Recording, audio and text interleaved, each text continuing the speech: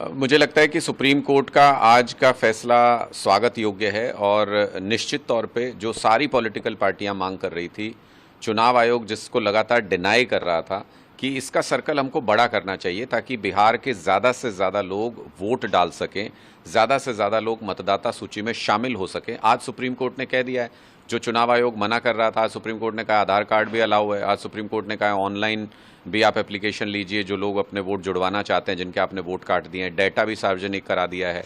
मुझे लगता है कि ये एक कोशिश है, एक पॉजिटिव साइड है कि ज़्यादा से ज़्यादा बिहार के लोग मतदाता सूची में शामिल हो सकेंगे और इससे जो चुनाव आयोग की जो भूमिका है भारतीय जनता पार्टी के पक्ष में, वो भी उजागर हो गई है सुप्रीम कोर्ट के इस निर्णय से कि आम आदमी पार्टी लगातार जो आरोप लगा रही थी कि भारतीय जनता पार्टी जो वोटों में हेराफेरी करती है, जो वोटिंग लिस्ट में हेराफेरी करती है, उसमें चुनाव आयोग बराबर का हिस्सेदार है, उस साजिश का हिस्सा है।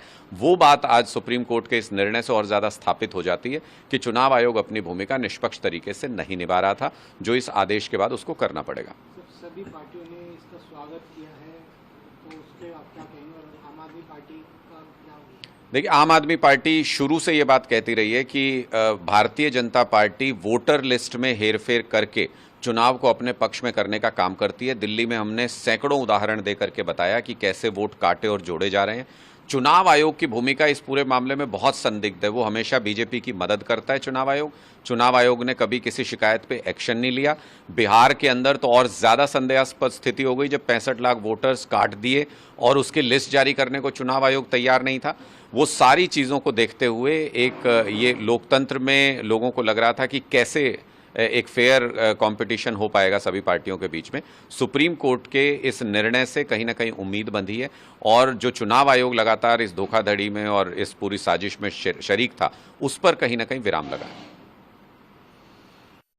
सीएम का भी बयान आया है, पहले वो कुछ और कहते हैं, उनका बिल्कुल बयान आ गया आया है, तो उसके बारे में आप क्या कुछ? देखिए, उमर अब्दुल्ला जी तो समझना चाहिए उनको, और जब किसी दूसरी पॉलिटिकल पार्टी पर आरोप लगाते हैं तो उनको सोच समझ के बोलना चाहिए था।